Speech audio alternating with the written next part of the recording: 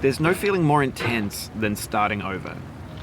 If you deleted your homework the day before it was due, as I have, or if you left your wallet at home and you have to go back after spending an hour in the commute. If you won some money at the casino and then put all your winnings on red but it came up black.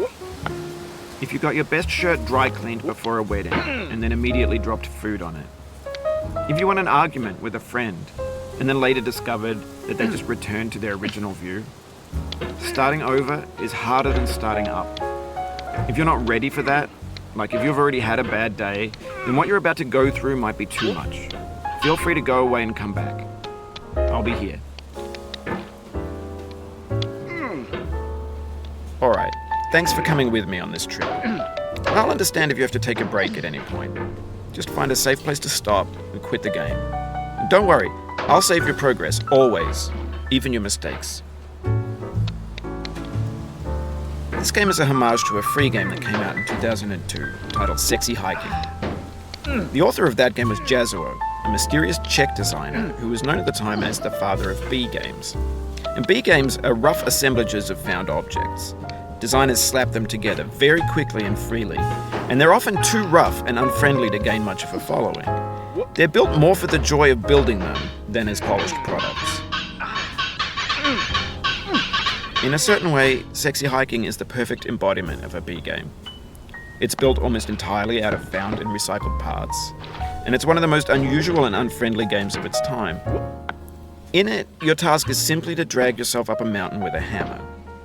And that act of climbing, in the digital world or in real life, has certain essential properties that give the game its flavor. No amount of forward progress is guaranteed. Some cliffs are too sheer or too slippery. And the player is constantly, unremittingly in danger of falling and losing everything. Anyway, when you start Sexy Hiking, you're standing next to this dead tree that blocks the way to the entire rest of the game. It might take you an hour to get over that tree, and a lot of people never got past it. You prod and you poke at it, exploring the limits of your reach and your strength, trying to find a way up and over. And there's a sense of truth in that lack of compromise. Most obstacles in video game worlds are fake. You can be completely confident in your ability to get through them once you have the correct method or the correct equipment or just by spending enough time. In that sense, every pixelated obstacle in Sexy Hiking is real. The obstacles in Sexy Hiking are unyielding, and that makes the game uniquely frustrating. But I'm not sure Jazuo intended to make a frustrating game. The frustration is just essential to the act of climbing, and it's authentic to the process of building a game about climbing. A funny thing happened to me as I was building this mountain. I'd have an idea for a new obstacle, and I'd build it, test it, and it would usually turn out to be unreasonably hard. But I couldn't bring myself to make it easier. It already felt like my inability to get past the new obstacle was my fault as a player rather than as a builder. Imaginary mountains build themselves from our efforts to climb them, and it's our repeated attempts to reach the summit that turns those mountains into something real. When you're building a video game world, you're building with ideas, and that can be like working with quickset cement. You mold your ideas into a certain shape that can be played with, and in the process of playing with them, they begin to harden and set until they're immutable, like rock.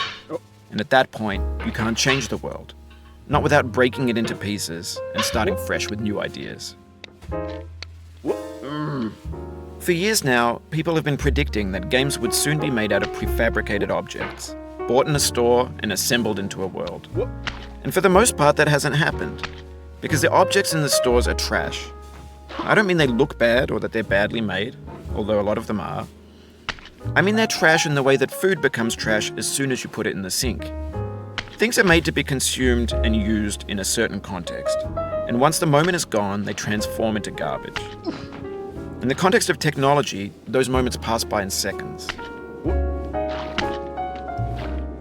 Over time, we've poured more and more refuse into this vast digital landfill that we call the internet. It now vastly outnumbers and outweighs the things that are fresh and untainted and unused. When everything around us is cultural trash, trash becomes the new medium, the lingua franca of the digital age.